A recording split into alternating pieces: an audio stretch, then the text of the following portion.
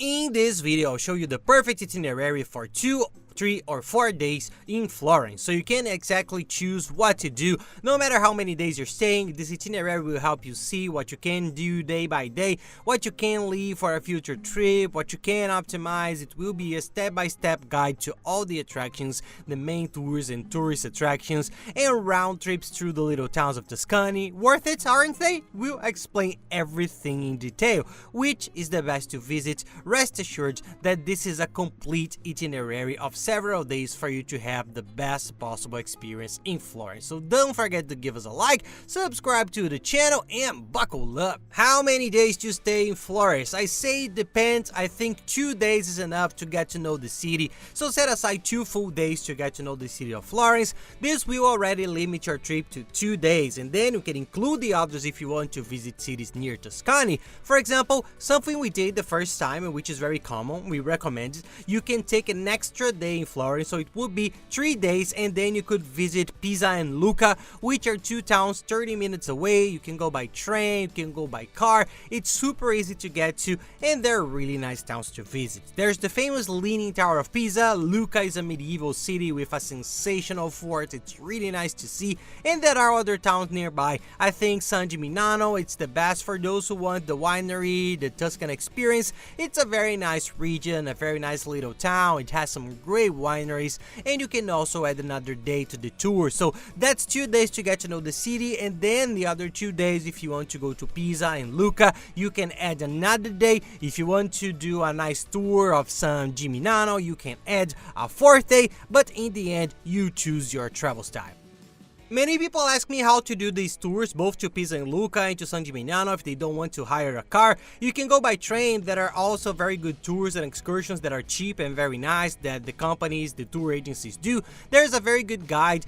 There's one down here in the description of the video, the link to the website for tickets, tours, and excursions. It's a very good website that sells all the tours and excursions to wineries. They pick you up from your hotel and drop you off at the end of the day. It's very nice. We use it, and it's very worthwhile. It's super easy. Everything's close by, in less than an hour away. You can check it out here. In this link, I'll give you all the websites that I always recommend for organizing your trip. These are websites that we use and that have everything cheaper. Travel insurance, which is mandatory in Europe, you'll find for half the price on this website. It's a comparator that compares all insurance companies. You can get unbeatable prices on car rental, tickets, SIM cards, the digital global account, so you can save a lot on buying your euros, whether you're in Europe or any other currency in the world. So take a look. There are links to the hotels we stayed in each city. It's all laid out for you to organize. So save the link below in the description and you have anything organized. So you have everything you need right there. And on this website, an important tip is that in almost every city it has a so-called free tour. You get to see the place for free. They usually take between 2 and 3 hours. A guide will explain everything. You get to know the city and you don't pay anything. Nothing is strange. We always say that things you don't pay for are strange, but it's not like that. It's because tips are very common there. So it's very common for people to give 10 or 20 euros to the guide at the end, but it's just a tip. It's a very nice cultural guided tour. Check it out. Every city on this website here, we use it a lot. Check it out because there are free tours in every city. So it's a good way to get to know the city and you don't pay for the tour itself.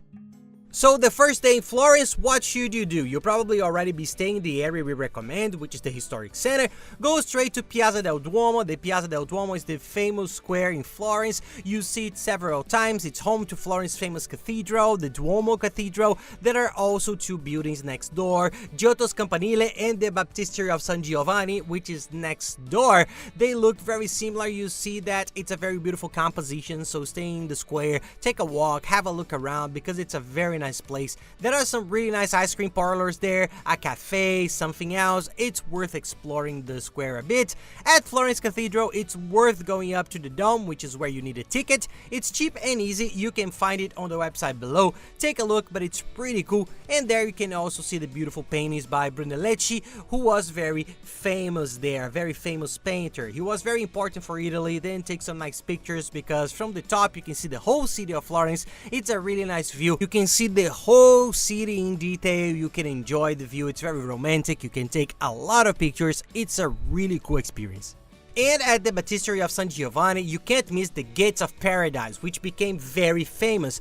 I'll put some pictures here for you to see, but it's one of the most important tourist sites for the religious history of Italy. From there, you can go to the Church of Santa Croce, which is one of the largest Franciscan churches in Italy. It's a very beautiful church. There's an entrance inside, which is very architectural and well worth a visit. The cool thing about it is the tombs. You go into the tombs, you see that there are tombs of many people who are kept there, their bodies, so the history is very interesting. The guided tour is worthwhile because they explain the whole story. It's very interesting to understand. You can see everything in detail. I think it's a nice tour for you to take there.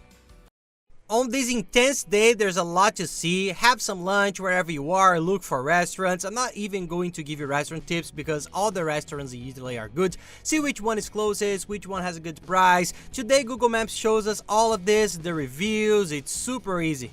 Then go to the Uffizi Gallery. The Uffizi Gallery is one of the largest galleries in the world with works by all the famous artists. There you'll find a lot of work by Michelangelo, who is one of the most famous there. There's stuff by Leonardo da Vinci. There's stuff by all the great Italian artists. There is the paintings, the sculptures. It's a great day out. Get your legs ready because you're going to be walking a lot.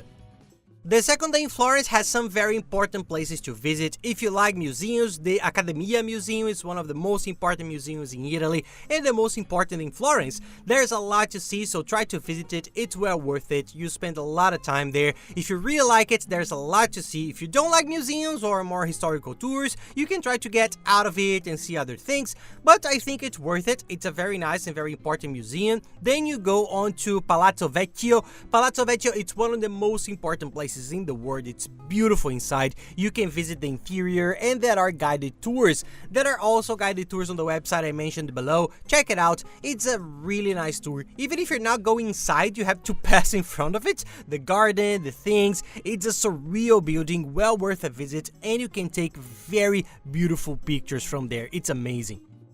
It'll be a bit late by then. If you can catch the sunset, the tip is to go to Piazzale Michelangelo. You have to walk uphill for about 40 minutes. Can you take an Uber? Yeah, sometimes it's a bit complicated to get there. There are several ways, but you can walk, so be prepared. It's a very beautiful area because you can see Florence in a surreal way. The view from the top is beautiful. The sunset was one of the most beautiful we've ever seen in the world.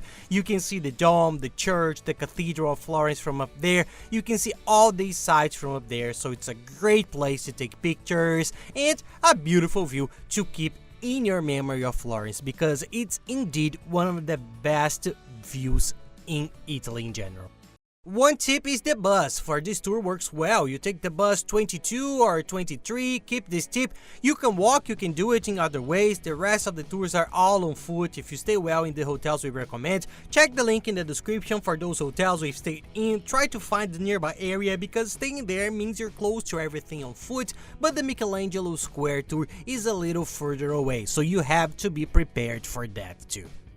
On the way back, the descent is much easier, going straight to the Ponte Vecchio. The Ponte Vecchio is a very important tourist attraction. Florence has some really important things for Italy, which is why you have to see it. The Ponte Vecchio has a very interesting history. I won't go into the history here, as not to make it too long, but it's very interesting. Today there are several stores. There's an ice cream parlor, there's a jewelry store, there's everything scattered around, but it's a very nice bridge. One tip is to go inside the bridge, but don't take a picture of the bridge, but of the side of the bridge. Go to the other bridge. You see that there are several bridges that pass over the river. You go to the next bridge you see, and from there you take the photos with the Ponte Vecchio in the background. It looks really nice. It's a really nice place to visit, and we had one of the best ice creams we've ever had in Italy. A tip, and everyone likes this tip, Venti Ice Cream is a chain of ice cream parlors that are found in every city in Italy. It's called Venti. I'll put it here for you to see. Their Nutella ice cream, which is hazelnut, they don't say Nutella there. It's surreal. It's our favorite in all of Italy. If you have the chance,